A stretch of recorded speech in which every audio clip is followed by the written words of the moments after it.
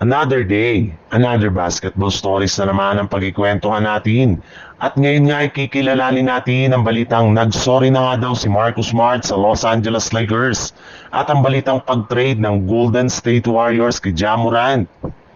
Naging controversial nga ang ending ng Los Angeles Lakers laban sa San Antonio Spurs since bago pa man magtapos ang laban ay marami nga muna ang nangyari na siyang magpapatalo pa sana sa kanilang team kagaya na lang ng naging inbound violation ni Marcus Smart sa huling mga segundo ng fourth quarter at ang foul ni Jake LaRavia sa gagawing alley-oop ng Spurs.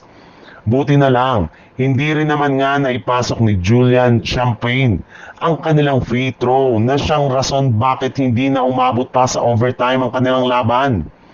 Kasabay nga ng pagtatapos ng kanilang laro ay mismo si Marcus Smart na nga nagsabi sa kanilang post-game interview na humihingi nga daw siya ng tawad sa Lakers sa kanyang nagawang pagkakamali.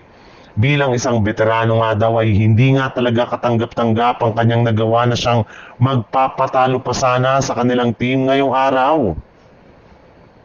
Sa ibang balita naman, napatunayan na nga na hindi talaga kaya ng Golden State Warriors na manalo nang wala ang tulong ni Stephen Curry, Jimmy Butler at Draymond Green. Matapos sila na mabigo ngayong araw laban sa Sacramento Kings sa score na 121-116 na siyang nagpabagsak sa kanilang record na 5 wins at 4 losses kung saan hindi nga dito naging sapat ang naging performance ng kanilang mga players na sina Will Richard na nagtala ng 30 points, Jonathan Kuminga na kumuha ng 24 points at si Moses Moody na gumawa ng 28 points. Kahit man kalaki ang naitalang puntos ng players ng Warriors ay hindi rin naman nga ganong kaganda ang ipinakita nilang performance ng buong game lalo na pagdating ng fourth quarter. Napakadami nga silang nagawa ditong pagkakamali na siyang naging rason ng kanilang pagkatalo kagaya na lang ni Jonathan Kuminga na pinagtawanan ng mga fans sa social media dahil sa kahiyahiyan nitong ginawang play sa last minute ng laro.